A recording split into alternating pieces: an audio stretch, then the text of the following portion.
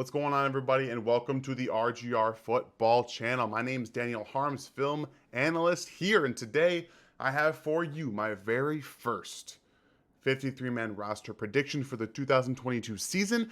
This is after the second preseason game, so we have a good idea of where players are, and this is really the point where I'm trying to make my decisions because after next week we get a little bit too much, and I'm filming this before I know of any of the previous or the next 5 roster cuts before they get down to 80. So I'm doing this right now just to try to see if I have a good idea of where players are right now. Please, if you're new, hit that like, hit the bell, and the sub. The sub allows you guys to be part of the channel and help us grow our numbers. The like helps us get us out to all the rest of the people in Chiefs Kingdom, and that, so not the sub, no. The bell notification gets you notifications for every video that goes up on RGR, whether it's by myself, Gary, Ryan, Stevie, and Gooch. Any video that comes up, you guys will be notified. So please make sure you're doing that. Let's go ahead and jump in because this one was a little bit tougher than I expected to see. I'm not going to lie. And while I think there's going to be some surprises, maybe that I don't have as of now, I do think that there's one player, at least on the offense, that I didn't anticipate putting on the active roster. So let's go ahead and talk about the skill positions before we talk. Let's just forget it. Throw out the quarterbacks.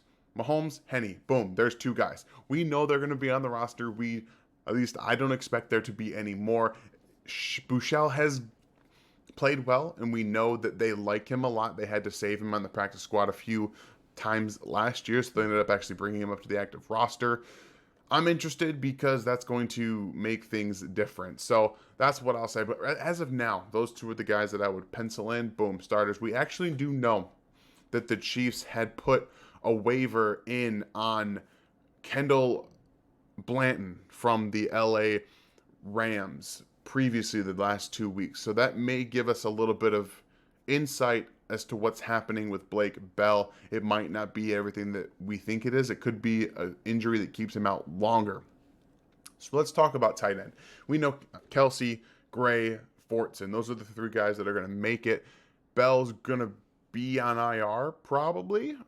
Maybe the pup list. We're gonna have to figure out what that happens with as the season comes along. But I would imagine he'll be on the roster so they can put him on the IR and then activate somebody like a Matt Bushman to be that 4th tight end, or they'll bring somebody new in. But I will just pencil Blake Bell in because I do think, regardless of what happens with his injury, I don't think it's season ending, and I think he'll be on the roster.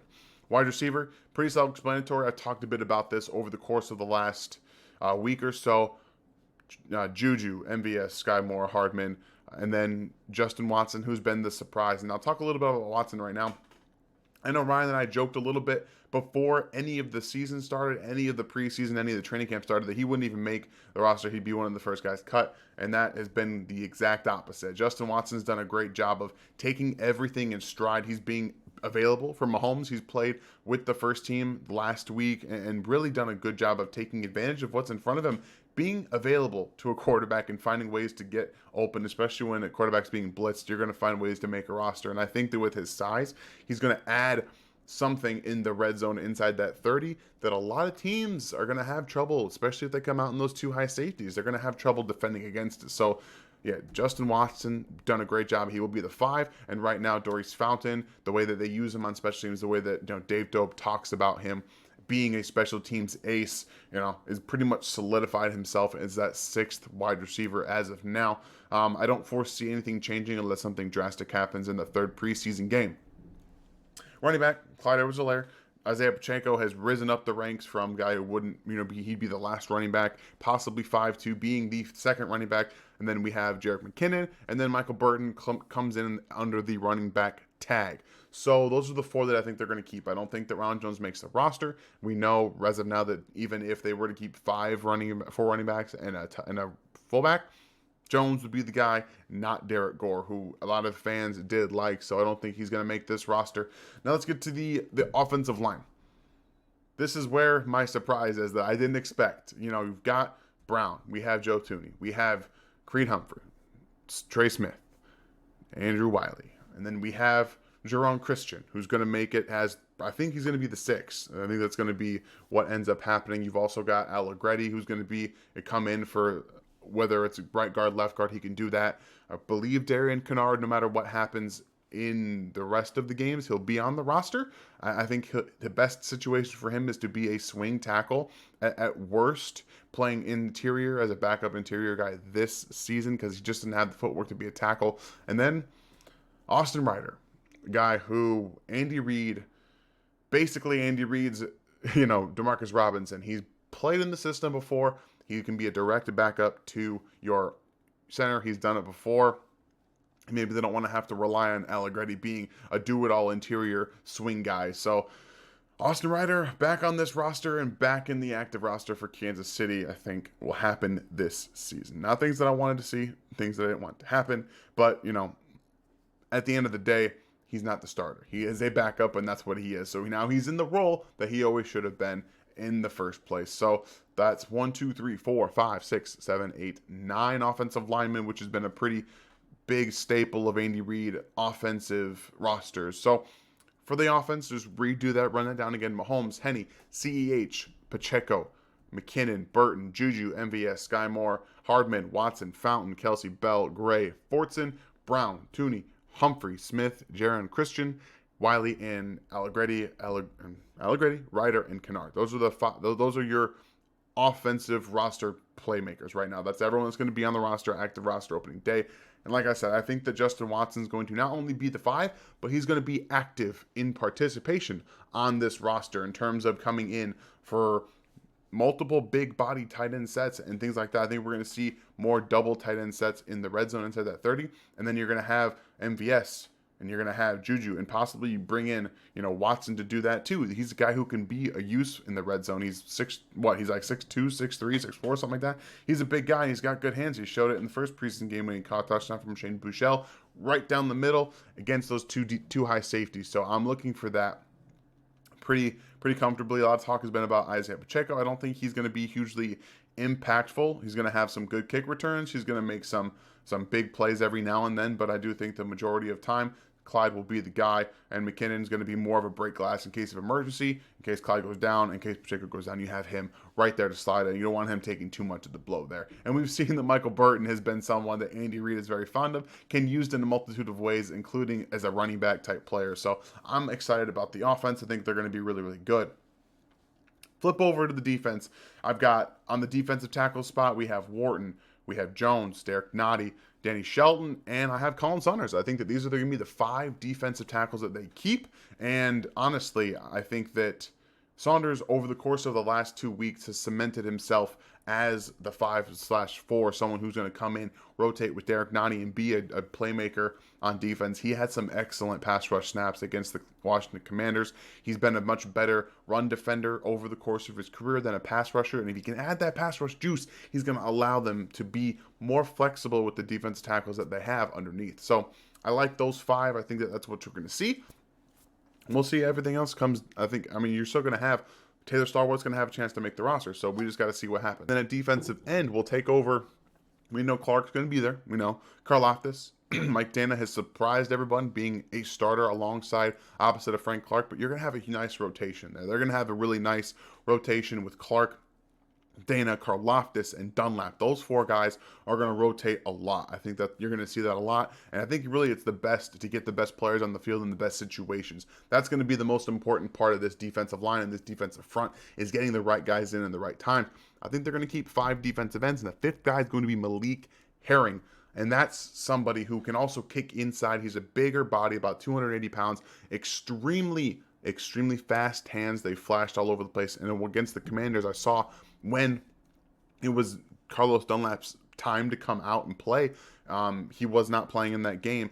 It was Malik Herring coming in first alongside George Karlaftis. So that's what you like to see. He's shown some upside in the pass rush department. Again, he's a big, stout run defender, the type of guy that you can really trust out there on the edge to set a firm edge and get some push no matter where he's going to be lined up. And I really like that body style. And again, those fast hands are what you want from a defensive end, and really setting himself up to have an impactful career for a young guy who had some injuries coming out of Georgia.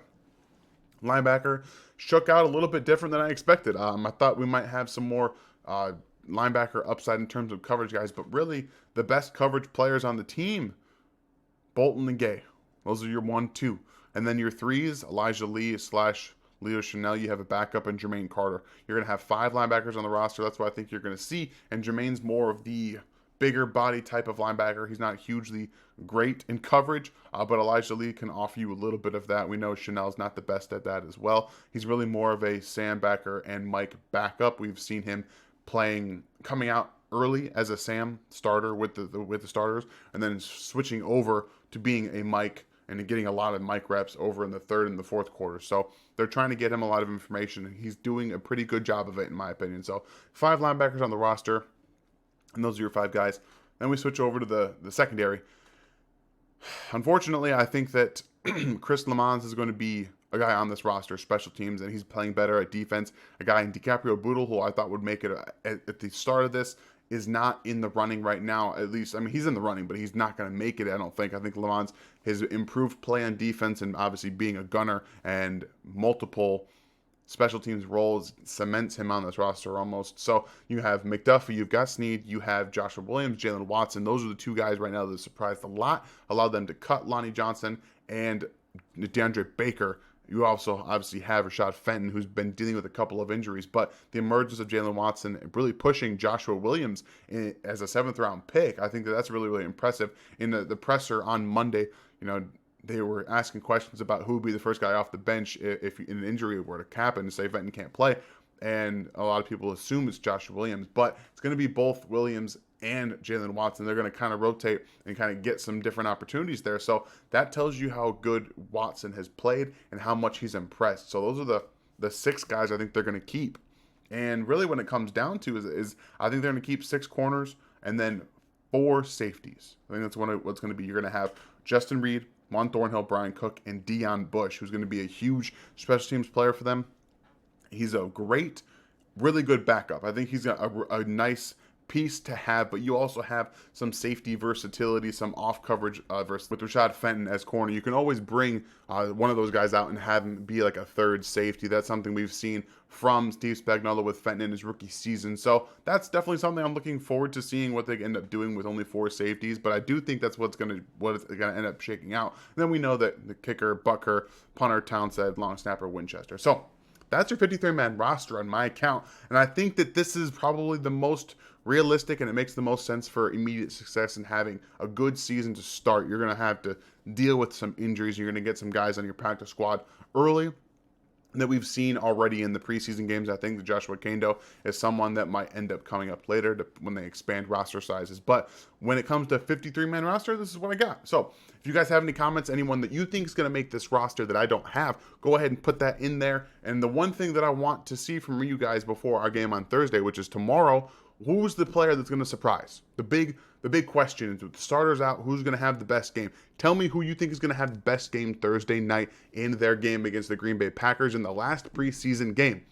Please hit the like, the bell, and the sub notification, and make sure if you're new, you're hitting that sub so we continue to grow this channel. We appreciate all the support from you guys. You've been so great all season. We're closing in now on the regular season, and I can't wait to continue to produce content for you guys. It's one of my favorite things to do in this entire world, outside of, being with my daughter all day and every day. So again, appreciate you guys' support, and I hope you guys have a good day. Thanks for watching this video from the team at RGR Football. Click these videos to see more and subscribe to RGR Football.